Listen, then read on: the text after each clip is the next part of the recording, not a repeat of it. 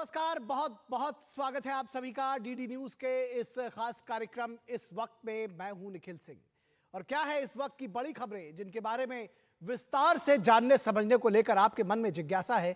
क्या है इन खबरों के मायने, क्या है इनके पीछे का एजेंडा। होंगे कई अहम सवाल और जवाब इन तमाम मुद्दों पर और हम बात करेंगे आखिर बटोगे तो कटोगे की जो एक नारा दिया गया है उसके इर्द गिर्द तमाम नारे आखिर क्यों गूंज रहे हैं और इससे सबसे बड़ी बात है कि कांग्रेस और समाजवादी पार्टी जैसे दलों को क्या है दिक्कत। इसके साथ ही साथ हम बात करेंगे महाराष्ट्र के चुनावों की भी और यूपी के उपचुनावों की भी, लेकिन सबसे पहले हेडलाइंस। प्रधानमंत्री गुजरात के वड़ताल में श्री स्वामीनारायण मंदिर के वर्षगांठ समारोह में हुए शामिल। कहा, निहित स्वार्थ के लिए बांटने की साजिश में लगे लोगों की कोशिश को करना है नाकाम।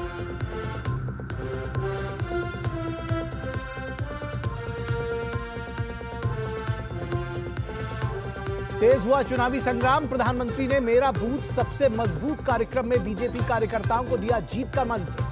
झारखंड की 43 और 10 राज्यों की 33 विधानसभा सीट पर प्रचार का अंतिम दिन।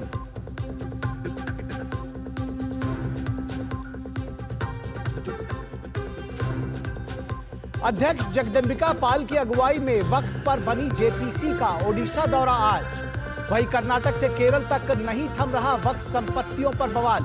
कर्नाटक में वक्फ के खिलाफ आंदोलित किसानों के बाद अब केरल में 1000 से ज्यादा चर्चेस ने वक्फ बोर्ड के खिलाफ आंदोलन करने की दी चेतावनी।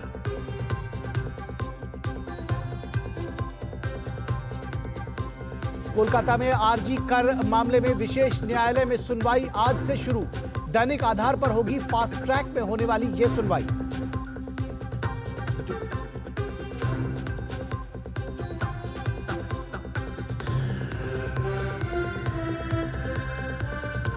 और उपचुनावों को लेकर यूपी में तेज हुई जुबानी जंग। अखिलेश यादव ने कहा बीजेपी को ले डूबेगी पीडीए, तो सीएम योगी का पलटवार। कहा पीडीए मतलब प्रोडक्शन हाउस ऑफ दंगाई अपराधी।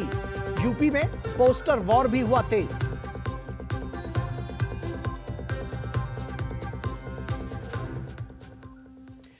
तो इस वक्त में सबसे पहले बात करेंगे वक्फ बोर्ड को लेकर और इसको लेकर बढ़ते बवाल के। तमाम राज्यों तक वक्फ बोर्ड की बात तमाम सामने आ रही है और इसको लेकर के जो विरोध प्रदर्शन है वो भी सामने आ रहे हैं। कर्नाटक में किसानों का विरोध प्रदर्शन तेज हुआ तो वहीं ये मामला जो है अब केरल तक जाता हुआ दिख रहा है जहां पर चर्चेज इसका विरोध कर रहे हैं। तो कर्नाटक में भारी विरोध के कारण सीएम सिद्धरामैया ने किसी भी निजी संपत्ति या किसानों की जमीन को वक्फ बोर्ड को सौंपने पर रोक लगाने की बात कही है। खुद जेपीसी अध्यक्ष जगदंबिका पाल पीड़ित किसानों के प्रदर्शन के बीच पहुंचकर उनकी राय सुन चुके हैं। कर्नाटक का दौरा कर चुकी है जेपीसी। वहीं बीजेपी ने किसानों को नोटिस देने के खिलाफ जबरदस्त आंदोलन भी चलाया है। किसान इसको लेकर आंदोलित हैं। अब कर्नाटक सरकार म्यूटेशन प्रोसेस को रोकने का आदेश उसने जारी किया है ताकि किसानों की जमीन वक्फ के नाम पर ट्रांसफर न की जा सके। इसके लिए रेवेन्यू डिपार्टमेंट से सभी सक्षम अधिकारियों को आदेश भेजने की बात मीडिया में सुर्खियों में आई है। वक्फ पर मचे बवाल के बीच कई राज्यों से ऐसी शिकायत आई है जिसमें किसानों की जमीन पर वक्फ बोर्ड ने अपना दावा ठोक दिया है। वक्फ बोर्ड संशोधन बिल पर मचे घमासान के बीच मुस्लिम तबके से भी इनके विरोध के स्वर तेज हुए हैं। उधर केरल में वक्फ के खिलाफ 1000 से ज्यादा चर्चेज ने मोर्चा खोल दिया है। चर्चों का आरोप है कि ग्रामीण इलाकों में वक्फ बोर्ड ने किसानों की जमीन पर कब्जा करना शुरू कर दिया है। अभी तक दावा ठोकते थे, अब कब्जा करना शुरू कर दिया है। केरल वक्फ बोर्ड ने मुन्नमम और चेरई के 2 गांवों में किसानों को नोटिस भेजा है। ईसाई परिवारों की जमीन पर वक्फ की नोटिस के खिलाफ बीजेपी ने जमकर विरोध किया है। कई किसान वक्फ के इस जबरन कब्जे को लेकर भूख हड़ताल करने पर आमादा हैं। चर्च अब इस मामले को जोर शोर से उठा रहा है और केंद्र सरकार के अविलंब हस्तक्षेप की चर्चेज ने मांग की है। उधर उड़ीसा के दौरे पर जेपीसी ने विभिन्न संगठनों और स्टेक होल्डर्स से बैठक की है। जेपीसी अध्यक्ष जगदंबिका पाल ने कहा है कर्नाटक के अल्पसंख्यक मंत्री अपने अधिकार से बाहर वक्फ के लिए उत्साहित है। जेपीसी के अन्य सदस्यों ने कहा कि वक्फ के नाम पर किसी की जमीन को हड़पने की कोशिश पर लगाम लगनी चाहिए।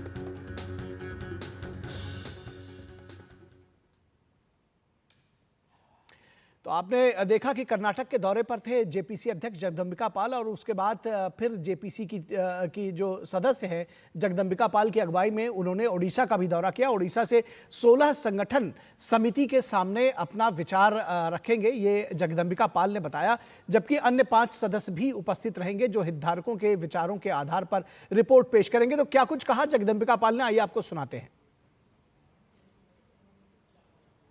उड़ीसा में आज भुवनेश्वर में जो हमारी जेपीसी की बैठक होगी उसमें अभी तक 16 डेलीगेशंस ने अपनी इच्छा जाहिर किया है इस ज्वाइंट पार्लियामेंट्री कमेटी के सामने अपीयर होने की, और जिसमें हाई कोर्ट के लॉयर्स हैं, इस्लामिक स्कॉलर्स हैं, उड़िया गवर्नमेंट के हमारे ऑफिशियल्स हैं, तमाम सोशल ऑर्गेनाइजेशंस हैं, माइनॉरिटीज़ के ऑर्गेनाइजेशंस हैं। तो मुझे उम्मीद है कि जब इतने लोग आ रहे हैं तो जो ज्वाइंट पार्लियामेंट्री कमेटी वक्त आई है अमेंडमेंट 2024 के लिए अच्छे सुझाव आएंगे, उस पर हम गौर करेंगे, पूरी जेपीसी गौर करेंगे, फिर एक रिपोर्ट बनाएंगे। बीजेपी के अल्पसंख्यक मोर्चा के राष्ट्रीय अध्यक्ष जमाल सिद्दीकी ने एक बयान दिया है। उनका कहना है कि मुस्लिम पर्सनल लॉ बोर्ड देश को कमजोर करने का काम कर रहा है, और अगर ये वो लगातार करता रहा तो उसको भंग कर देना चाहिए। चाहे ट्रिपल तलाक का मामला हो, चाहे अभी वक्फ अमेंडमेंट बिल का मामला हो, ऐसे में ये हमेशा जब भी कोई कानून बनता है देश में, ये मुसलमानों को उसके खिलाफ खड़ा करने का काम करते हैं। जबकि हमारे इस्लाम में कहा गया है कि जिस भी देश में मुसलमान रहे उस देश के कानून को मानना उसका फर्ज है, उस पर बिल्कुल लाजिम है। सरकार को ब्लैकमेल करने का काम करते हैं, मुसलमानों को खिलाफ लड़ाने का काम करते हैं, जिससे देश भी कमजोर हो रहा है, मुसलमान भी कमजोर हो रहे हैं, और ये ऐसे नाम का सहारा ले रहे हैं जो सरकारी लगता है। तो मुझे ये काम करें, जो काम करना चाहते हैं अच्छा काम करें, और ये बोर्ड शब्द का हटाएं, जिससे लोगों में भ्रम की स्थिति ना पैदा हो। इसलिए हमने को निवेदन किया।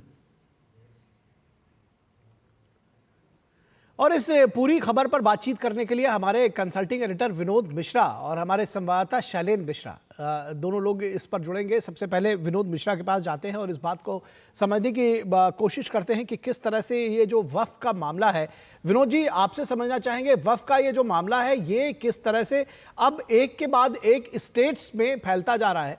और हम ये देख रहे हैं कि कर्नाटक में जहां तक का सवाल है, ये पहले कहा गया कि किसानों को जो नोटिस दी गई है वो वापस ले ली गई है, लेकिन ऐसा सामने देखने में आया नहीं।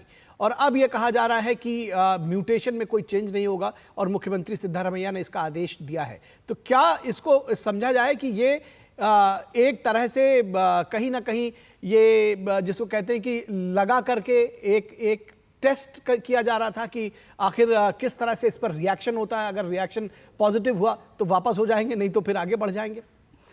लेकिन इसके बेसिक में हमें ये समझने की ज़रूरत है कि आज जो वक्फ संशोधन बिल पे जो इतना र्यूमर फैलाया जा रहा है और अलग अलग जगह पे इसके खिलाफ में और संशोधन के लेके जितना बवाल मचा हुआ है, आज भी हम देख रहे थे तौकीर रजा और जो कांग्रेस के पार्टी के कई सांसद थे वहाँ पे जमा हुए थे और वो लोग जिस तरह से रैली निकाल रहे थे, दिल्ली से जयपुर से लेके और दिल्ली तक सड़क जाम करने की बात कर रहे थे। तो ये बात समझने की ज़रूरत है कि इस वक्फ संशोधन बिल को लेके कितना र्यूमर फैलाया जा रहा है, एक समाज में कितना एक डर दिखाया जा रहा है। सवाल ये है कि ये कर्नाटक के किसान को लेके आज जब सीएम सिद्धारमैया कह रहे हैं कि म्यूटेशन को बंद करने के लिए रेवेन्यू डिपार्टमेंट की तरफ से आदेश आता है और उसके बाद वो सारे डिपार्टमेंट के डीएम से लेके जिलाधिकारी और रेवेन्यू के ऑफिस के सारे लोगों को कहा जा रहा है कि किसानों के एक भी ज़मीन का म्यूटेशन चेंज नहीं होगा। तो सवाल ये है कि आखिर किसानों के ज़मीन का म्यूटेशन चेंज नहीं होगा, ये इतने विरोध के बाद क्यों हुआ?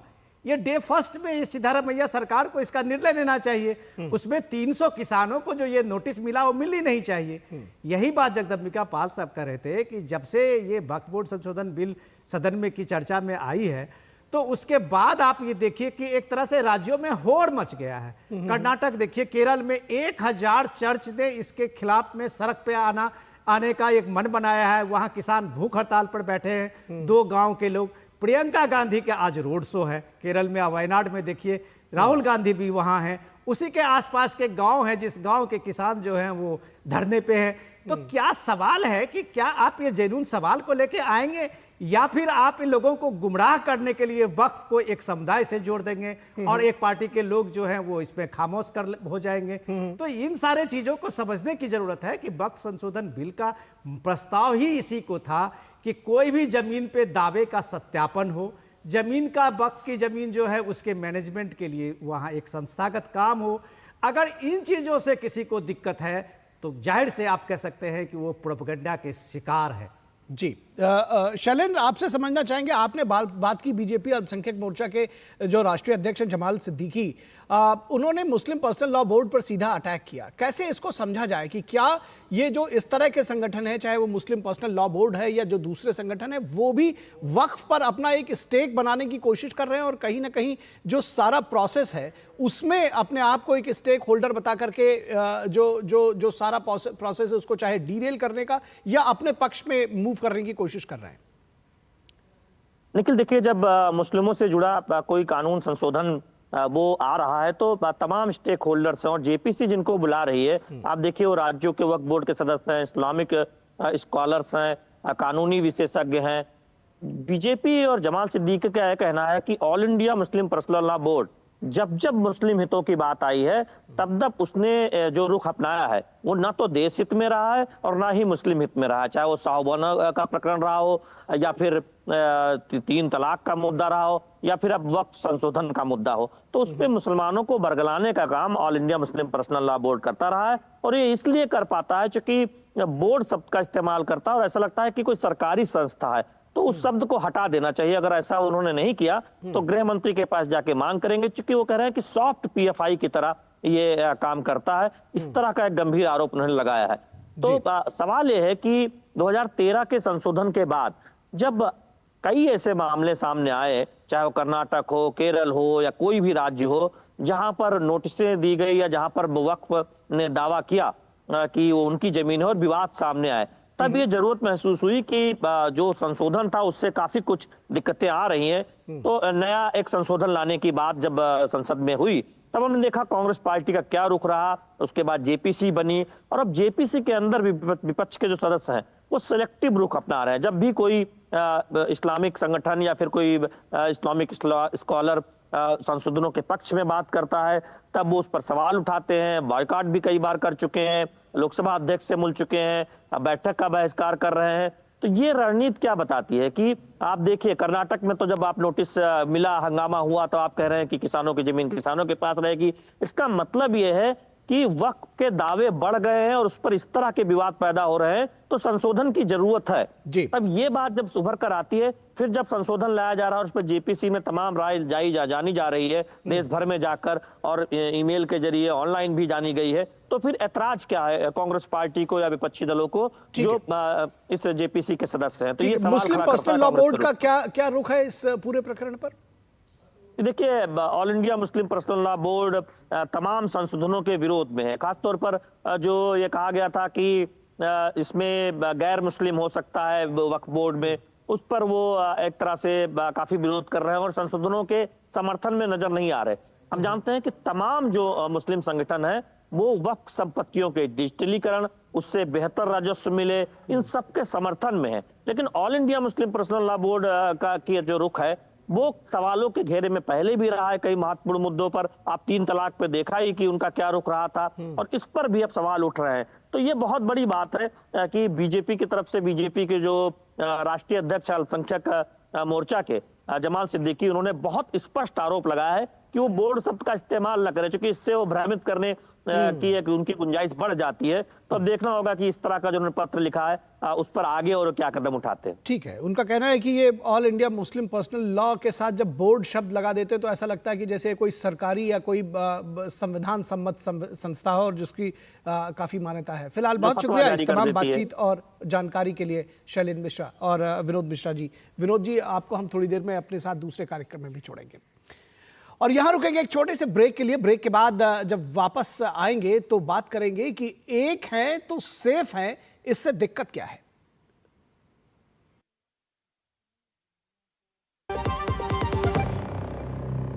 आपके घर के खाने में रेस्टोरेंट जैसा स्वाद ले आए MDH का शाही पनीर मसाला। पनीर को क्या मस्त बना डाला। जब धरती चीर कर निकलता है लोहे का पत्थर और मिलता है मोंगिया के जोश से, फिर तपता है, पिघलता है और बनता है फौलाद। अब होता है सरिया सारी खूबियों के साथ। मोंगिया स्टील, मजबूत देश का मजबूत सरिया। Muthoot finance gold overdraft. अपने सोने को हमारे सुरक्षित लॉकर्स में डिपॉजिट कीजिए। उस सोने पर 24/7 क्रेडिट लाइन लीजिए और फिर पैसे एक बार लीजिए या बार बार, आपके हाथ में है। कम या ज्यादा आपके हाथ में है, घर में या ब्रांच में आपके हाथ में है। और जानते हैं सबसे बड़ी बात, ब्याज सिर्फ उतने ही दिन का भरिए जितने दिन पैसे इस्तेमाल कीजिए। जी हाँ, मुथूट फाइनेंस गोल्ड ओवरड्राफ्ट। आज ही कॉल कीजिए 1-800-313-1212। गोल्ड लोन कमाल, बाकी लोन बेमिसाल।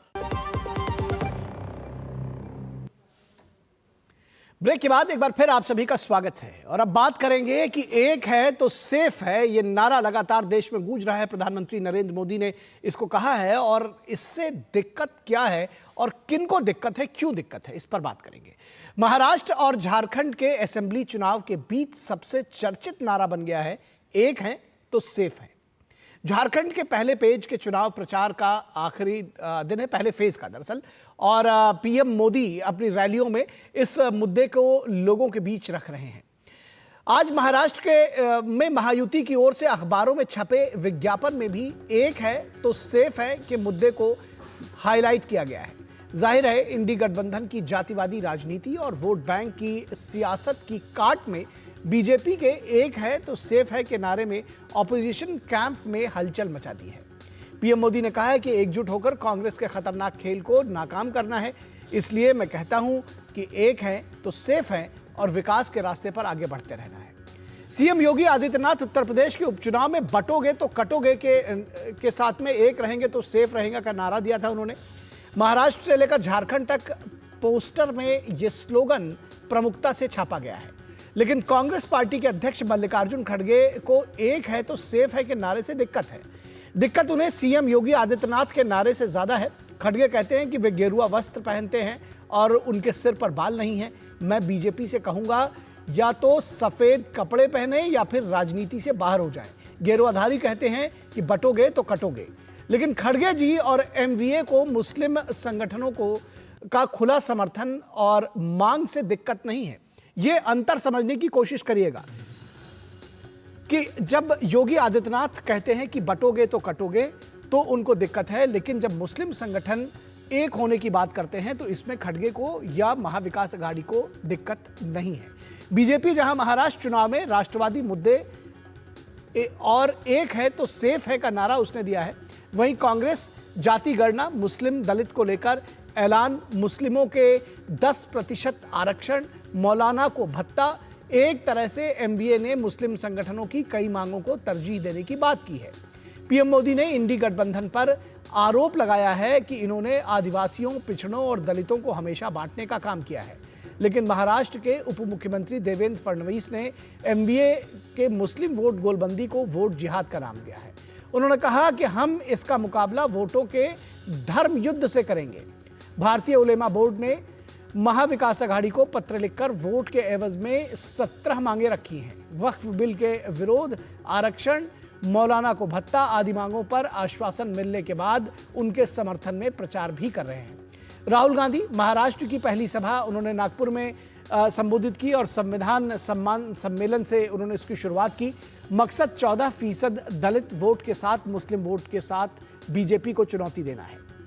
शरद पवार महाराष्ट्र के जातीय राजनीति के चैंपियन माने जाते हैं। देखना यह है कि एक है तो सेफ है के नारे का असर क्या महाविकास अघाड़ी के जातीय चुनौती पर पड़ता है और पड़ता है तो कितना पड़ता है।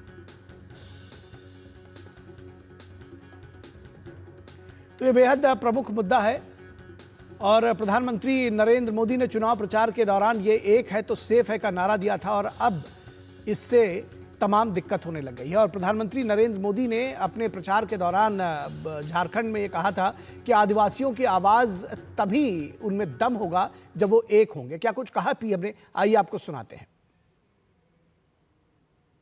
दर्जनों छोटे बड़े आदिवासी समाज यहां रहते हैं।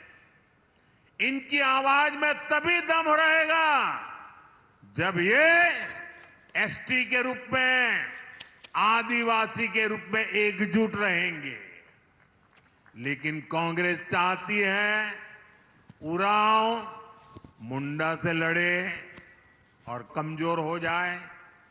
कांग्रेस जेएमएम लोहरा को खड़िया से लड़ाना चाहती है। ये लोग चीक बराई और महली को आपस में लड़ाना चाहते हैं। असुर को नगेसिया से लड़ाना चाहते हैं, तो खरवार की लड़ाई कोरबा से करवाना चाहते हैं। ये कांग्रेस का एजेंडा है ताकि आदिवासी समाज की सामूहिक ताकत खत्म हो जाए। तो आपस में लड़ाना चाहते हैं ताकि आदिवासी समाज की सामूहिक ताकत खत्म हो जाए। वहीं शिवसेना उद्धव गुट के नेता संजय राउत ने कहा कि आखिर प्रधानमंत्री को एक है तो सेफ है कहने की जरूरत क्यों पड़ी।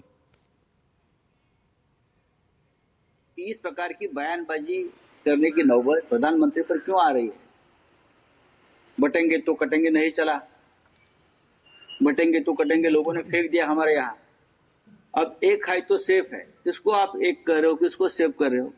इस राज्य की पूरी जनता आपकी नहीं है क्या? इस देश की पूरी जनता आपकी नहीं है? हम सेफ है महाराष्ट्र में, और हमको ज्यादा सेफ होना है, इसलिए हमको बीजेपी को यहां से निकालना है। तो वहीं कांग्रेस अध्यक्ष मल्लिकार्जुन खड़गे ने यूपी सीएम योगी आदित्यनाथ पर व्यक्तिगत टिप्पणी की है, उन पर व्यक्तिगत निशाना साधा। क्या कुछ कहा खड़गे जी ने, आइए सुनाते हैं आपको। कौन एक साधु के बेस में रहते हैं, लेकिन अच्छे पॉलिटिशियंस बन गए हैं, चीफ मिनिस्टर भी बने हैं। मैं ये कह रहा हूं उनको, बीजेपी को, या तो सफेद कपड़े डालो, या तो सन्यासी कपड़े डालते हो, गेरुआ डालते हो, पॉलिटिक्स से बाहर हो जाओ। एक तरफ गेरुआ कपड़े डालते हो, दूसरों को उपदेश करते हो, बटेंगे तो कटेंगे बोलते हो। और इस पूरी खबर पर बातचीत करने के लिए हमारे साथ खास मेहमान रुचिका अग्रवाल, जो कि बीजेपी की प्रवक्ता है, वो जुड़ी हुई हैं। इसके साथ ही साथ शिवसेना उद्धव के मेहमान भी हमारे साथ जुड़ेंगे। विनोद मिश्रा जी हमारे कंसल्टिंग एडिटर हमारे साथ जुड़े हुए हैं, और ऑन ग्राउंड, जिसको कहते हैं ग्राउंड जीरो से लगातार महाराष्ट्र में चुनाव कवर कर रहे हैं हमारे संवाददाता शिशिर सेलार, वो भी जुड़े हुए हैं। तो शिशिर, सबसे पहले आपके पास आते हैं और ज़मीनी हकीकत, ज़मीनी जो सिचुएशन है वो समझने की कोशिश करेंगे, और जानना चाहेंगे कि ये जो एक है तो सेफ है और इसके साथ ही साथ बटोगे तो कटोगे, ये जो नारे हैं इनका वोटर्स के बीच में किस तरह से इम्पैक्ट देखते हैं। और दूसरी बात ये भी कहेंगे कि इसको लेकर इतनी हलचल क्यों है, विपक्ष को लेकर के लगातार कहीं ना कहीं रिएक्शंस आ रहे हैं। अभी आपने खड़गे जी को सुना, उत्तर प्रदेश में अखिलेश यादव इसको लेकर के तमाम सारी बातें बोल रहे हैं, तमाम सारे नेता इसको लेकर बोल रहे हैं। क्यों इतनी हलचल है? देखिए, बिल्कुल इसके पीछे का कारण अगर देखा जाए तो जितने भी राजनीतिक पंडित है, खासतौर पर महाराष्ट्र में लोकसभा चुनाव के बाद जिस प्रकार से माहौल हुआ है और वोटों का जो डिवाइड हुआ है, उसके बाद अगर देखा जाए तो ये पूरा गणित किस प्रकार से साधा जा सकता है, इस पर जो है पॉलिटिकल पार्टीज का ध्यान है। बटोगे तो कटोगे, हालांकि नारा अगर देखा जाए महाराष्ट्र में इस वक्त काफी तूल पकड़ रहा है। एक रहोगे तो सेफ रहोगे का विज्ञापन आज हमने पूरे अखबारों में देखा। खास तौर पर एक बात इसे बताना चाहेंगे कि किस प्रकार से एक है, जो शब्द लिखा गया है उसमें अलग अलग टोपियां जो है दर्शाई गई है। वो टोपियां जो है अलग अलग जो लोग है, समाज के लोग है, जाति के लोग है, जो पहराव है उनका, उस पर जो टोपियां जो पहनते हैं वो उस जो है उनको उसमें दर्शाया गया है। तो ये स्पष्ट संदेश बीजेपी की तरफ से दिया गया था कि एक है तो सेफ है का नारा बीजेपी ने इस वक्त लिया है, और ये नारा इस वक्त काफी बुलंद महाराष्ट्र की राजनीति में हो रहा है, क्योंकि विपक्ष भी इसके ऊपर जो है इस वक्त अगर देखा जाए तो काफी टिप्पणी कर रहा है। कल इसके बारे में कांग्रेस अध्यक्ष मल्लिकार्जुन खड़गे जब मुंबई में थे, उन्होंने अपना जो है महाराष्ट्र नामा जो है वो प्रसिद्ध किया। उसमें उन्होंने एक बात कही थी कि आखिर इस प्रकार से बीजेपी और खास तौर पर महायुति बांटने की राजनीति यहां पर कर रही है, जिस प्रकार से वो नारा दे रहा है, ऐसा उनका आरोप है। तो वही अगर हम बात करें कि जिस प्रकार से सत्ता पक्ष यानी महायुति की अगर बात करें तो वो कह रहे हैं कि हम तो बात एक रहने की कर रहे हैं, एकजुटता की कर रहे हैं और एकजुटता में ही ताकत है। और इससे अगर कहीं ना कहीं कांग्रेस को अगर कोई प्रॉब्लम है तो जाहिर सी बात है कांग्रेस की मंशा है कि वो लोगों में बांटना चाहती है, जातियों में, समाज को बांटना चाहती है। इस प्रकार का नैरेटिव इस वक्त महाराष्ट्र में जो है खड़ा है। जहां तक बात करें मल्लिकार्जुन खड़गे की बयान की, कल उन्होंने हालांकि संविधान बचाओ ऐसा जो कार्यक्रम मुंबई में आयोजित किया गया था कांग्रेस की तरफ से, कांग्रेस के जो लीगल सेल है उनकी तरफ से जो आयोजित किया गया था, उसमें यह बयान उन्होंने दिया था कि गेरुआ वस्त्र पहनना है तो राजनीति ना करे और अगर राजनीति करनी है तो सफेद वस्त्र पहन के किए। ये सीधी टिप्पणी जो है वो है योगी आदित्यनाथ पर जो है मल्लिकार्जुन खड़गे ने कल की थी। हालांकि इसके बाद जिस प्रकार से राजनीति महाराष्ट्र में बदल रही है, कहीं ना कहीं ये प्रमुख मुद्दा महाराष्ट्र में दिखाई दे रहा है। मैं फिर से अपने मुद्दे पे जाता हूं, लोकसभा चुनाव के। जैसे मैंने कहा था कि उस वक्त अगर देखा जाए तो वोटों का डिवीजन अगर जिस प्रकार से देखा जाए तो वो स्पष्ट दिखाता है। और इसके बारे में बीजेपी ने सोशल मीडिया पे कई बार ट्वीट भी की है कि किसी एक जो है लोकसभा क्षेत्र में किस प्रकार से वोट जो है डिवाइड हुआ है, किस प्रकार से एक गट्ठा जो वोट है वो कहीं मिले हुए है। तो इसका विश्लेषण करने के बाद जो है महायुति को यह समझ में आ रही बात कि किस प्रकार से वोटों को एक साथ रखने का प्रयास किया जाए। और यही बात महाविकास आघाड़ी को समझ में आ रही है कि किस प्रकार से जो अपने वोट है उसको लामबंद किया जाए। ठीक है, बिल्कुल। हम पब्लिक का रिएक्शन भी आपसे समझेंगे, जानेंगे वोटर्स किस तरह से इस मुद्दे को देख रहे हैं। लेकिन विनोद मिश्रा के पास आएंगे। विनोद जी, ये जानने की कोशिश करेंगे कि ये सारा ऑब्वियसली चुनाव के बीच में सारा खेल जो है वो दरअसल वोटों को लेकर के ही है, तो ये इसको भी तुष्टीकरण का एक तरीका देखते हैं? लेकिन मैं विपक्षी दलों की बात कर रहा हूँ। ये सीधे सीधे बात अगर अब इस तरह से समझे कि एक है तो सेफ है, इस नारे से दिक्कत क्या है? ऐसा ही नारा कभी अमेरिका के प्रेसिडेंट इब्राहिम लिंकन भी नहीं दिया था, तो उसमें तो नहीं कोई कहा कि भाई ये गलत नारा है। तो सवाल ये है कि ये गलत कहने वाले लोगों को ही दिक्कत है। दिक्कत उनमें इसलिए है कि जब अभी आप नागपुर से महाराष्ट्र के जो अभी चुनाव कैंपेन की शुरुआत कर रहे थे राहुल गांधी, तो पहला उन्होंने संविधान सम्मान सम्मेलन से किया था। और वो सम्मेलन जो उन्होंने किया था वो दलितों से को डेडिकेटेड था। उसमें बौद्धिस्ट जो है दलित, वहाँ पे 2 तरह के दलित हैं। 14% का आप ये देखिए कि वहाँ दलित समुदाय के लोग हैं, उसमें 7% से ज़्यादा बौद्ध है और बाकी इधर हिंदू के इसमें आते हैं, लेकिन उसमें कोई खास फर्क पड़ता नहीं है। अब ये है कि उनको था कि वोट साधने की में 12-13% अगर मुस्लिम का वोट उनको लगता है कि जितना उलेमाओं से लेके सबका जो खुला समर्थन उनको मिला है और उसके बाद उन्होंने इसकी मांगे को अपने में एड्रेस किया है, तो उनको लग रहा है कि बाकी जातियों में अगर ये बंटवारा हो तो उनकी कंफर्टेबिलिटी उसी तरह से होगी जैसे 2024 के इलेक्शन में, लोकसभा के इलेक्शन में इन्होंने सीधे सीधे इस प्रचार को हवा दी थी कि आरक्षण खतरे में पड़ जाएगा, संविधान खतरे में है, लोकतंत्र खतरे में है। तो उनको लगा कि ऐसा नारा हमारा चल गया है और वो चलने का दूसरी बार ये आजमाइश उसके विधानसभा में कर रहे थे। लेकिन प्राइम मिनिस्टर मोदी का जो ये कैंपेन है, एक रहोगे तो सेफ रहोगे और विकास के रास्ते पे आगे बढ़ोगे, तो जाहिर सी बात है कि लोगों में एक आत्मचिंतन तो बढ़ा है कि आप समाज को अलग अलग तरीके से बांट के सिर्फ सत्ता और वोट की सियासत में उसको फंसाएंगे तो जाहिर सी बात है समाज का उसका नुकसान होता है। लेकिन सवाल मल्लिकार्जुन खड़गे जब योगी आदित्यनाथ के उस नारे से इतना जबरदस्त प्रभावित हैं कि उसके गेरुआ वस्त्र पे ही सवाल उठा रहे हैं, तो कम से कम पार्टी के अध्यक्ष और मल्लिकार्जुन खड़गे को गेरुआ वस्त्र की परंपरा को समझनी चाहिए कि गेरुआ वस्त्र अगर योगी आदित्यनाथ पहन रहे हैं तो उनकी शुचिता और पवित्रता का एक संकल्प है।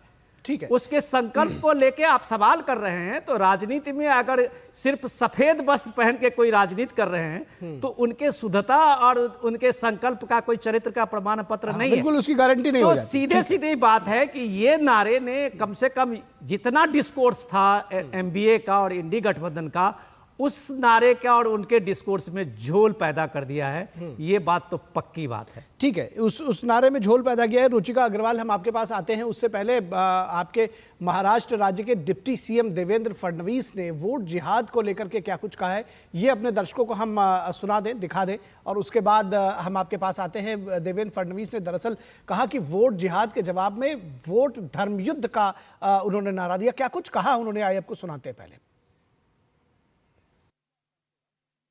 बैनर लगे, पोस्टर लगे, कस्में दिलाई गई और लोगों को वोटिंग के लिए बाध्य किया गया और कहा बस एक ही चीज करनी है, मोदी जी को हराना है, ये कहकर एक वोट जिहाद किया गया। हम लोग थोड़े सोए हुए थे, इसलिए कई जगहों पर हम लोगों को मात खानी पड़ी, लेकिन अब वोट जिहाद का जवाब वोट के धर्म युद्ध से हमको देना है। तो वोट जिहाद की बात बार बार सामने आ रही है और देवेंद्र फडणवीस ने भी इसका जिक्र किया।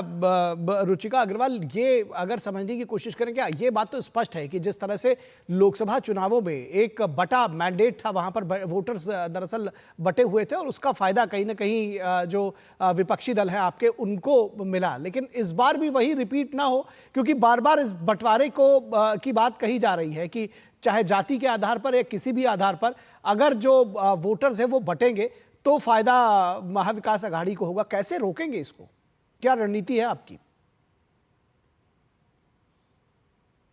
वंदे मातरम, मेरी सबको राम राम जी। देखिए, मुझे ये समझ नहीं आ रहा है कि परेशानी क्या है विपक्ष को इस नारे से, बटोगे तो कटोगे। ये हम बचपन से सुनते आ रहे हैं, united we stand, divided we fall. इतने एलिटिस्ट माइंडसेट है विपक्ष का कि अंग्रेजी में जब वो बात बोली जाती है तब तो उनको समझ में आ जाती है, क्योंकि वो अंग्रेज छोड़ के गए हैं। क्योंकि कांग्रेस जो है वो अंग्रेजों की ही आगे की कैरी फॉरवर्ड हो रही है और वही राजनीति कर रही है, डिवाइड एंड रूल वाली। जब यूनाइटेड वी स्टैंड कहते हैं तो क्या कहा हमारे प्रधानमंत्री ने? हमारे को कहा गया, एक रहोगे तो नेक रहोगे। जी।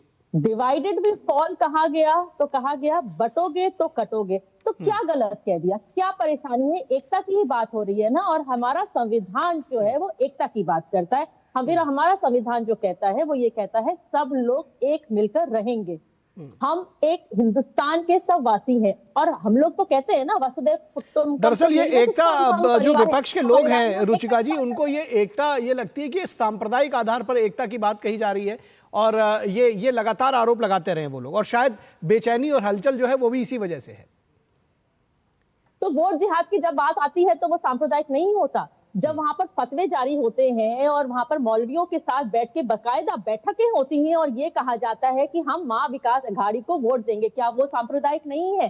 क्या वो सांप्रदायिक नहीं है जब अगर उद्धव ठाकरे ये कहते हैं कि मैं 10% टिकट जो है मैं मुसलमानों को दूंगा, क्या वो सांप्रदायिक नहीं है? क्या वो सांप्रदायिक नहीं है जब कहा जाता था कि हम जितने भी हैं सारे के सारे एक साथ मिलके हम अपने यहाँ मस्जिद से फतवा जारी करेंगे और हमारा जो कांग्रेस का नेता होगा हम उसको वोट देंगे, या जो मुसलमान नेता होगा वो उसको वोट देंगे? ठीक है, आपके पास वापस आएंगे। इससे पहले हमारे पास एक लाइव, हम अपने दर्शकों को लाइव ले जाएंगे। आप रुचिका जी आपके पास आएंगे, रांची के तमाड़ ले चलेंगे जहां पर गृह मंत्री अमित शाह एक चुनावी रैली को संबोधित कर रहे हैं। 10 साल में मोदी जी ने 3,90,000 करोड़ रुपया झारखंड को देने का काम किया। इसके साथ साथ मोदी जी ने झारखंड के लाखों गरीबों को 30 लाख किसान सम्मान निधि, हर किसान को 6,000 रुपया, 5 लाख लखपति दीदी बनाए, 34 लाख घरों में पीने का पानी पहुंचाया, 1,22,00,000 लोगों को 5 लाख तक का पूरा इलाज झारखंड सरकार कर रही है, 2 लाख घरों में शौचालय बनाए, 2,65,00,000 घरों में प्रति व्यक्ति प्रति माह 5 किलो अनाज पहुंचाया, उज्ज्वला के 39 लाख कनेक्शन दिए, 18 लाख घर बनाए और देवधर में एम्स, देवधर में एयरपोर्ट, रांची में IIIT देने का काम नरेंद्र मोदी जी ने किया। इतनी सारी दीदी बहनें आई, आपको लगता है कि हेमंत बाबू आपका भला करेंगे?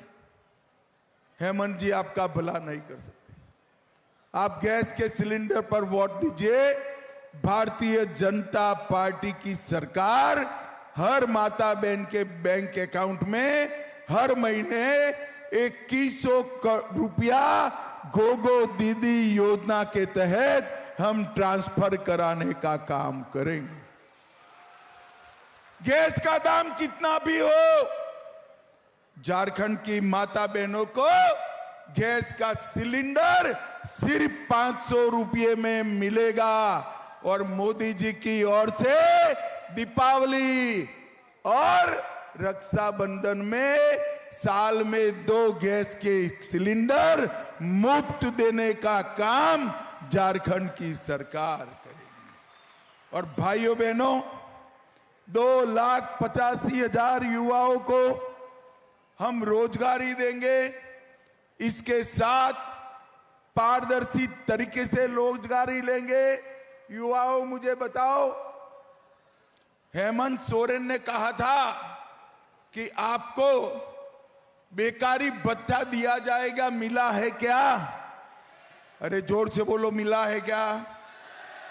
अब चिंता मत करो, गैस के सिलेंडर पर बटन दबा दो, हर युवा को 2,000 रुपया गैस बेकारी का भत्ता देने का काम भारतीय जनता पार्टी करेगी। भाइयों बहनों, अंत में मैं एक बात पूछना चाहता हूं, ये कश्मीर जो है हमारा है या नहीं है? जोर से बोलो, है या नहीं है? धारा 370 जानी चाहिए थी या नहीं जानी चाहिए थी? ये कांग्रेस पार्टी, जेएम, लालू की पार्टी, जब हम धारा 370 हटाने लगे संसद में, वो काऊ काऊ काऊ काऊ काऊ काऊ, मत हटाइए मत हटाइए। मैंने पूछा, भाई क्यों न हटाएं? तो उन्होंने कहा कि हम यहां पर आपको चिताते हैं, धारा 370 गई तो खून की नदियां बह जाएगी। राहुल बाबा, धारा 370 गए, 6 साल हो गए, 6 साल। खून की नदियां छोड़ो, किसी की कंकर चलाने की हिम्मत नहीं है, कंकर चलाने। और अब ये चुन कर आए हैं, कांग्रेस पार्टी ने डिमांड शुरू करी कश्मीर में कि धारा 370 वापिस चाहिए। राहुल बाबा, ये तमाड़ की भूमि पर से मैं कहता हूं, आप तो क्या, आपकी 4 पीढ़ियां भी आएगी, धारा 370 वापिस नहीं आ सकती।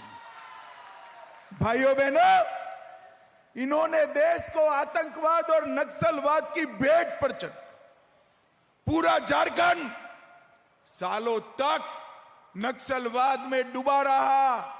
मोदी जी ही है जिन्होंने झारखंड से नक्सलवादी और नक्सलवाद दोनों को खत्म करने का काम नरेंद्र मोदी जी ने किया। नरेंद्र मोदी जी ने। तो आप देख रहे थे झारखंड से गृह मंत्री अमित शाह का संबोधन। और एक बार वापस अपने हम चर्चा पर लौटते हैं, जो महाराष्ट्र विकास अघाड़ी और महायुति के बीच में संग्राम छिड़ा हुआ है, और ख़ास तौर पर जो एक नारा कि एक रहेंगे तो सेफ रहेंगे, उसको लेकर के चर्चा हो रही है। कटोगे तो बटोगे, बटोगे तो खटोगे। दरअसल ये जो नारा है, इसके इर्द गिर्द जो सारा चुनावी संग्राम है वो चल रहा है। रुचिका अग्रवाल, आप अपनी बात रख रही थी, इसमें जो बात आप कह रही हैं उसके साथ में मैं दरअसल ये समझना चाह रहा था आपसे कि जो महाराष्ट्र विकास अघाड़ी का ये जो अलग अलग पॉकेट्स में महाराष्ट्र का की जो सोशल इंजीनियरिंग वो जो बैठाने की कोशिश कर रहे हैं, वो कितना चैलेंज है महायुति के लिए, आप लोगों के लिए? कैसे उससे निपटेंगी? जी नहीं, कोई चैलेंज नहीं है। महाराष्ट्र की सरकार, महाराष्ट्र की जनता ये पूरे जानती है कि किस तरीके से जो हमारी महायुति की सरकार है वो किस तरह से काम करती है, सबको साथ लेकर चलती है। और कहीं पर भी अगर मकान दिए गए हैं तो कहीं पर भेदभाव नहीं किया गया, अगर राशन दिया गया तो कहीं भेदभाव नहीं किया गया, अगर घर घर तक अगर नल पहुंचा है तो भेदभाव नहीं किया गया, अगर ईंधन पहुंचा है तो भेदभाव नहीं किया गया है, महिलाओं के अकाउंट में अगर पैसा पहुंचा है तो वहां पर ये नहीं देखा गया कि सलमा को मिला है या सूजी को मिला है या सीता को मिला है, तो वहां पर हम कहीं भेदभाव नहीं करते।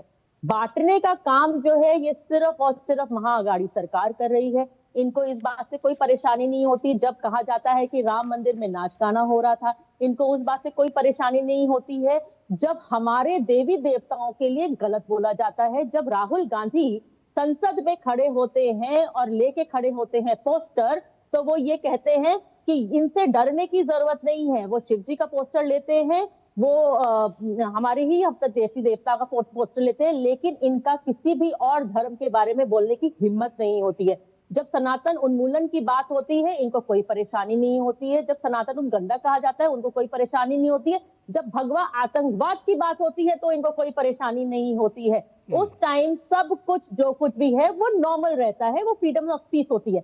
लेकिन अगर वहीं पर एकता करने की बात होती है, अगर ये कहा जाता है कि हम सब सेफ रहें, हम सब एक रहें, और उसमें कहां पर ये कहा गया है किसी पर्टिकुलर धर्म के लिए बात हो रही है या किसी पंथ के लिए बात हो रही है? सबके लिए बात है ना, सभी एक रहेंगे तो क्यों कोई बटेगा कटेगा? जब सब रहेंगे एक साथ, तो जब वहां पर बात होती है, जब वहां फतवे जारी किए जाते हैं, जब वहां पर ये कहा जाता है कि हमने इस पर्टिकुलर कैंडिडेट को ही वोट करना है क्योंकि वो मुसलमान है, क्योंकि वो मुसलमानों को सपोर्ट करता है, क्योंकि वो अल्पसंख्यक को पहला राइट है इस हमारे देश में, ये कहने वाली पार्टी को बिलोंग करता है, तो वहां पर हम सपोर्ट करेंगे। क्या वो सही है? वो बिल्कुल भी सही नहीं है। हम संविधान की बात करते हैं, संविधान सबको साथ लेकर चलने की बात करता है, और ये जनता जानती है, जनता समझती है। हमने लोकसभा इलेक्शन के बाद हरियाणा में देखा, बहुत बांटने की कोशिश करी गई, चाहे वो समाज को बांटने की कोशिश करी हो, चाहे अलग अलग तरीके के प्रदर्शन करी गई हो, लेकिन हमने हरियाणा में देखा कि क्या हुआ। वो जितने भी प्रदर्शन थे वो सारे फेल हो गए, जो सालों की इनकी मेहनत थी वो जीरो हो गई। और अब वही चीज हम सामने अब महाराष्ट्र में और झारखंड पे भी देखें। जी बिल्कुल। तो एक बार हम वापस शिशिर के पास आएंगे और ये समझने की कोशिश करेंगे कि जो आम वोटर है वो किस तरह से ले रहे हैं इन तमाम चीज़ों को। लेकिन रुकेंगे एक छोटे से ब्रेक के लिए। दर्शकों, आप कहीं मत जाइएगा, मेहमान भी हमारे साथ बने हुए हैं। MDH का किचन किंग किचन में हो तो हम सब कुछ बना सकते हैं। बैंगन का भरता, आलू गोभी, भिंडी मसाला और भी बहुत कुछ। MDH Muthoot finance gold overdraft. अपने सोने को हमारे सुरक्षित लॉकर्स में डिपॉजिट कीजिए। उस सोने पर 24/7 क्रेडिट लाइन लीजिए और फिर पैसे एक बार लीजिए या बार बार, आपके हाथ में है। कम या ज्यादा आपके हाथ में है, घर में या ब्रांच में आपके हाथ में है। और जानते हैं सबसे बड़ी बात, ब्याज सिर्फ उतने ही दिन का भरिए जितने दिन पैसे इस्तेमाल कीजिए। जी हाँ, मुथूट फाइनेंस गोल्ड ओवरड्राफ्ट। आज ही कॉल कीजिए 1-800-313-1212। गोल्ड लोन कमाल, बाकी लोन बेमिसाल। मेरी पसंद, मेरी पसंद, मेरी पसंद, मेरी पसंद, हमारी पसंद, हम सबकी पसंद। मजबूत देश का मजबूत सरिया हो गया स्टील।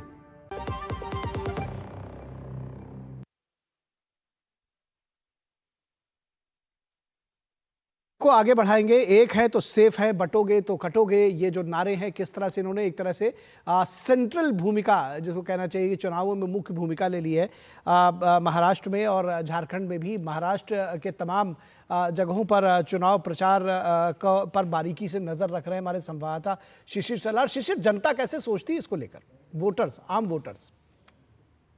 बिल्कुल, देखिए, जब चुनाव शुरू हुआ था तो कई ऐसे अलग अलग मुद्दे थे जिस पर जो है जनता जो थी उन्होंने कहा कि इन मुद्दों को देखकर जो है शायद वो चुनाव करेंगे। फिर चाहे वो अलग बेरोजगारी हो या फिर रोजगार सृजन का मुद्दा हो या फिर जिस प्रकार से हम महंगाई की बात करते हैं या जिस प्रकार से इंफ्रास्ट्रक्चर प्रोजेक्ट्स की हम बात करते हैं, तो ये अलग अलग मुद्दे थे। लेकिन अब जबकि सेंट्रल स्टेज पिछले कुछ दिनों में अगर देखा जाए तो मुद्दों की राजनीति में सबसे प्रमुख मुद्दा जो है एक है तो सेफ है का नारा इस वक्त दिखाई दे रहा है। 2024 के जो लोकसभा चुनाव थे उस वक्त जो है संविधान का नारा गूंजा था और उस वक्त हमने देखा किस प्रकार से वोट प्रतिशत जो है वो महाराष्ट्र में थोड़ा कम हो गया था। इसका जरूर जो है बीजेपी ने भी आकलन किया था, इसका आकलन महाविकास आघाड़ी ने भी किया था। लेकिन इस बार जो है इस पर जो है महायुति के द्वारा जो है काट लाई गई है कि एक रहोगे तो सेफ रहोगे। लेकिन अब जनता के अखाड़े में ये गेंद है कि जनता इसको किस प्रकार से देखती है। जैसे मैंने पहले कहा कि कई सारे मुद्दे पहले थे, उन मुद्दों को देखकर लोगों ने कहा कि हम जरूर वोट करेंगे, तो चाहे वो विकास का मुद्दा हो, जिस प्रकार से काम किया गया हो।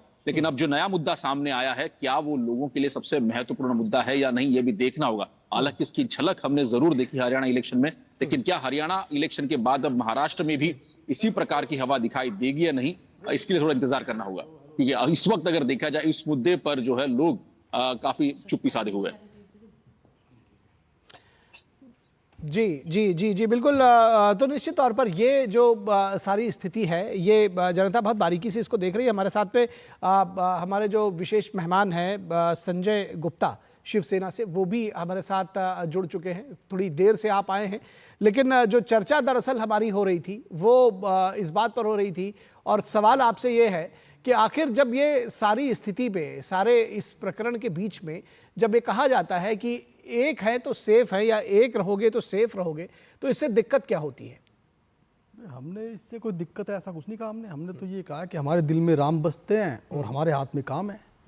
मतलब ये नारा, अब हमने तो इसके विषय में कुछ नहीं कहा, तो हमारा नारा तो ये है कि हमारे मन में राम है और हमारे हाथ में काम है। लेकिन जिस तरह से जो आपके पार्टनर्स हैं, आपने देखा कि जो खड़गे साहब हैं वो क्या कुछ कह रहे हैं, या जो दूसरे लोग हैं वो किस तरह से, अखिलेश यादव से लेकर के और तमाम, मैं बल्कि आपके महाराष्ट्र की ही बात करूं, वहां पर जिस तरह से बात हो रही है। और आपने देखा कि जो तमाम चाहे वो एनजीओ के माध्यम से हो या दूसरे माध्यम से हो, ये बार बार कहा जा रहा है कि जो मौलाना है उनको एक तनख्वाह देने की बात कही जा रही है, मुस्लिम तुष्टीकरण के तमाम जो कोशिशें की जा रही हैं, और ये कहा जा रहा है कि वो एक वोट जिहाद के तौर पर जो मुस्लिमों का एक मुश्त वोट लेने के लिए तमाम अपीलें की जा रही हैं।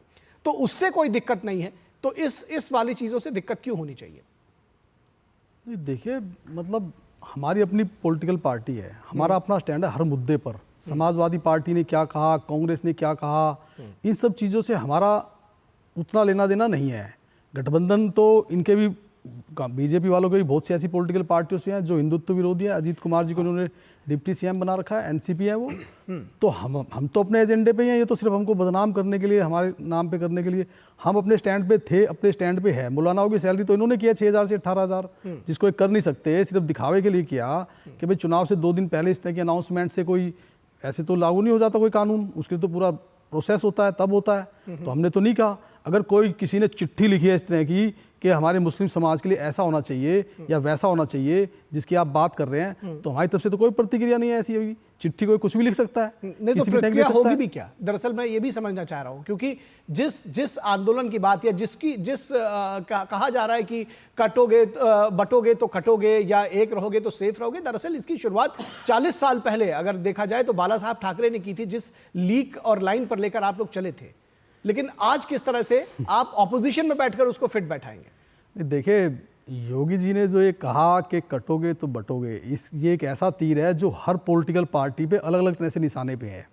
जैसे कि ये तीर उनकी अपनी पार्टी पे भी हो सकता है, जैसे कि जेपी नड्डा जी ने कहा कि आज हमें आरएसएस की जरूरत नहीं है, जैसे कि उत्तर प्रदेश में योगी जी को साइडलाइन करने की बात कही गई, जैसे कि नितिन गडकरी जी को साइडलाइन करने की बात कही गई। तो आप उसको आपको लगता है कि ये उन चीज़ों के लिए स्टेटमेंट्स थे? देखिए, किन चीजों के लिए ये योगी साहब ने क्लियर नहीं किया है, और योगी साहब ने तो जो कहा। ठीक है विनोद मिश्रा, मैं आपके पास चाहूंगा कि क्लोजिंग स्टेटमेंट्स, चर्चा में हम बहुत देर से हैं, आपको लग रहा है कि ये जो सारी बातें अभी संजय जी ने कही हैं, ये इसको कैसे रिलेट करेंगे? संजय जी जो कह रहे हैं वो संजय जी की एक व्यवस्था है, क्योंकि शिवसेना उद्धव गुट के जो लोग हैं उन लोगों के जो संजय जी को मैं आज से नहीं जानता हूं, टेलीविज़न चैनल पे मैं कम से कम 10 साल से इनका देख रहा हूं, और बहुत प्रमुखता से और बहुत प्रखरता से ये अपनी बात रखते हैं। लेकिन मजबूरी ये है कि वो जिस एमबीए में है उस एमबीए से अलग लीक लाइन तो बना नहीं पाएंगे। आज देवेंद्र फडणवीस की बात को लेके और वोट धर्म युद्ध की बात को लेके आज जितना आक्रामक है सारे विपक्ष के लोग, क्या संजय जी के पास ये इसका जवाब है कि उसी संभाजी नगर का बनाने में औरंगाबाद को, उस शहर में ये बात वो कह रहे हैं कि ये किसी की हिम्मत नहीं है कि संभाजी नगर का नाम चेंज करके वहां औरंगाबाद कर दो। अब औरंगाबाद में शिवसेना का क्या सरोकार हो सकता है? औरंगाबाद से औरंगजेब का तो सिर्फ यही था ना कि औरंगजेब को वहां दफनाया गया था। उसको लेके अगर यहाँ ये बात है और संजय जी की पार्टी अगर वहां पे चुप है, तो जाहिर सी बात है कि उद्धव, अभी देवेंद्र फडणवीस की बात जो वोट धर्म युद्ध की बात है, जो पूरे महाराष्ट्र के इलेक्शन में आप देखेंगे तो सबसे ज्यादा चर्चा में वही चीज है।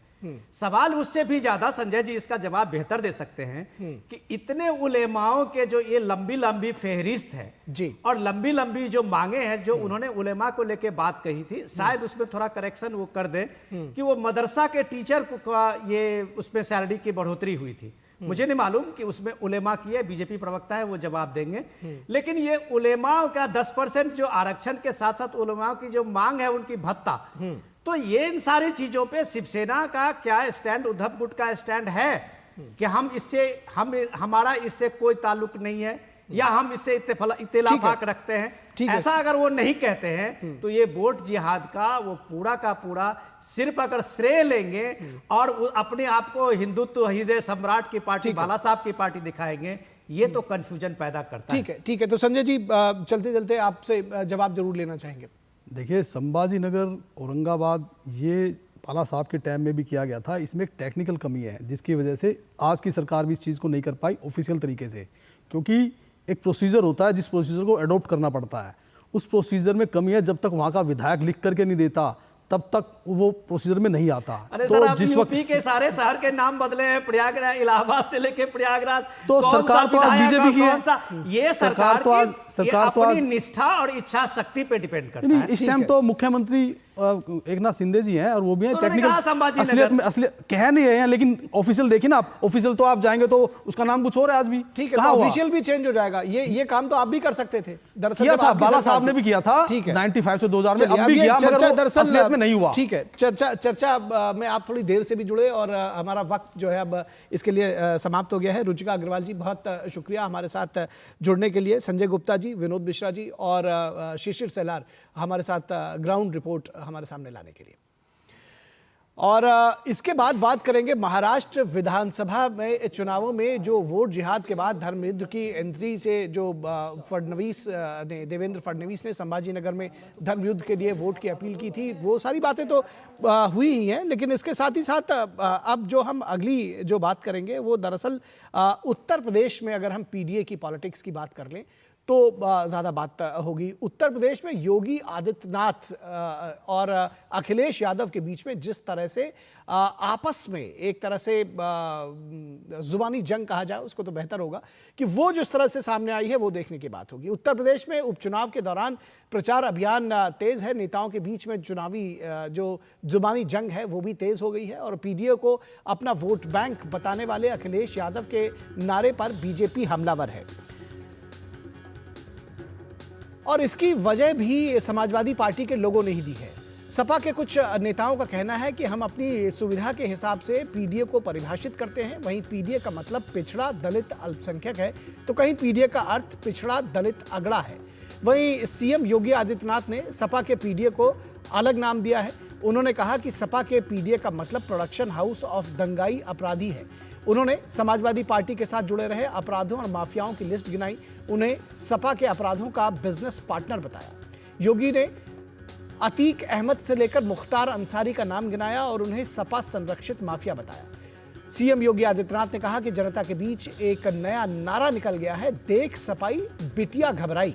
वहीं अखिलेश यादव ने सीएम योगी पर तीखा प्रहार करते हुए कहा कि असली योगी वेशभूषा से नहीं बल्कि अपने वचनों से पहचाना जाता है। उन्होंने सूबे में खाद की किल्लत का आरोप लगाया और कहा कि डीएपी और पीडीए दोनों ही बीजेपी को ले डूबेंगे। कुल मिलाकर यूपी में जुबानी जंग के साथ पोस्टर वॉर भी तेज हो गया है, लेकिन यह साफ है कि विपक्ष लगातार योगी आदित्यनाथ के नारे बटोगे तो कटोगी की काट ढूंढने में जुटा हुआ है। सपा ने नारा दिया, जुड़ेंगे तो जीतेंगे, फिर एक और नारा आया, न कटेंगे न बटेंगे, पीडीए से जुड़ेंगे तो सफलता की उड़ान उड़ेंगे। सपा का इसके बाद एक और नारा आया, बांटने वाले बांट नहीं पाएंगे, काटने की बात करने वाले 2027 में मुंह की खाएंगे। एक और नारा आया, सपा से जुड़ेंगे तो सेफ रहेंगे, नेक रहेंगे। वहीं इस पोस्टर वॉर में बसपा भी, मायावती भी पीछे नहीं रही। उन्होंने नारा दिया, बीएसपी से जुड़ेंगे तो आगे बढ़ेंगे और सुरक्षित भी रहेंगे। तो ये जो एक है तो सेफ है और बटोगे तो कटोगे, ये जो नारा है उत्तर प्रदेश में लगातार सीएम योगी ने क्या कहा, आइए आपको सुनाते हैं। ये पीडीए नहीं,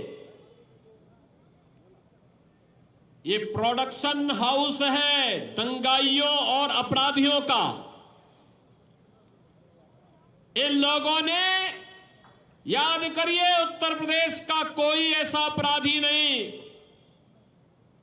कोई ऐसा माफिया नहीं जो समाजवादी पार्टी का शागिर्द न हो। याद करिए, प्रयागराज का अतीक अहमद राव, गाजीपुर का मुख्तार अंसारी राव हो, अंबेडकर नगर का खान मुबारक राव हो, ये सभी के सभी समाजवादी पार्टी के प्रोडक्शन हाउस की ही उपस्थिति। और समाजवादी पार्टी के प्रमुख अखिलेश यादव ने एक्स पर योगी आदित्यनाथ के पीडीए का जवाब दिया। उन्होंने लिखा कि किसान कह रहा है कि लगे हाथ डीएपी का फुल फॉर्म बता दीजिए, इससे शायद ये याद आ जाए कि खाद के लिए प्रदेश में किसानों की लाइन लगी है। पीडीए कहे आज का नहीं, चाहिए भाजपा। तो और मायावती ने भी ट्वीट किया, उन्होंने कहा बसपा चुनाव मैदान में है, तो बसपा ने पोस्टर दिया है कि बीएसपी से जुड़ेंगे तो आगे बढ़ेंगे और सुरक्षित रहेंगे। और इस पूरी खबर पर बातचीत करेंगे। बीएसपी से जुड़ेंगे तो आगे बढ़ेंगे, ये सेफ रहेंगे, ये भी कह रही है बसपा। तो हमारे संवाददाता विकास सिंह जुड़े हुए हैं। विकास, आपने देखा कि किस तरह से बटेंगे तो कटेंगे, इसके इर्द गिर्द पूरी उत्तर प्रदेश की सियासत सिमटी हुई है और वहीं अब पीडीए को भी परिभाषित करने की बात कही जा रही है। तो एक दूसरे पर कहीं ना कहीं कटाक्ष कर रहे हैं, कैसे देखते हैं इस पूरी सियासत को? देखिए निखिल, हम अगर पूरी सियासत की बात करें तो कहीं न कहीं विपक्ष उत्तर प्रदेश में अपनी सियासी फसल उगाने के लिए बांटने की कोशिश कर रहा है। तो भारतीय जनता पार्टी की तरफ से ये बात कही गई है, जो मुख्यमंत्री योगी आदित्यनाथ ने कहा था, अगर बटेंगे तो कटेंगे, एक रहेंगे तो नेक रहेंगे। उनका सीधा से बात था कि सभी लोग मिलकर बात करें। ये जो इन्होंने बात कही थी, सबसे पहले ये बात कही थी कुछ दिनों पहले आगरा में, तब चुनाव की घोषणा भी नहीं हुई थी। उनका सीधी बात थी कि जिस तरीके से बांग्लादेश में हिंदुओं के साथ जो अन्याय हुआ, अत्याचार हुआ, उस बात को लेकर उन्होंने कहा था कि जिस तरीके से अगर हम अलग अलग हो जाएंगे तो हम सेफ नहीं रह पाएंगे। उन्होंने देश के 140 करोड़ लोगों के लिए यह अपील की थी और कहा था कि जब जब आक्रांताओं ने देश को बांटा तब तब हमारा नुकसान हुआ, हमारे टुकड़े हुए। इस बात को उन्हें उदाहरण सहित समझाया था। लेकिन चूंकि ये उत्तर प्रदेश की सियासत है, उपचुनाव है, तो लोग अपने अपने तरह से इसके निहितार्थ निकालते ही रहते हैं।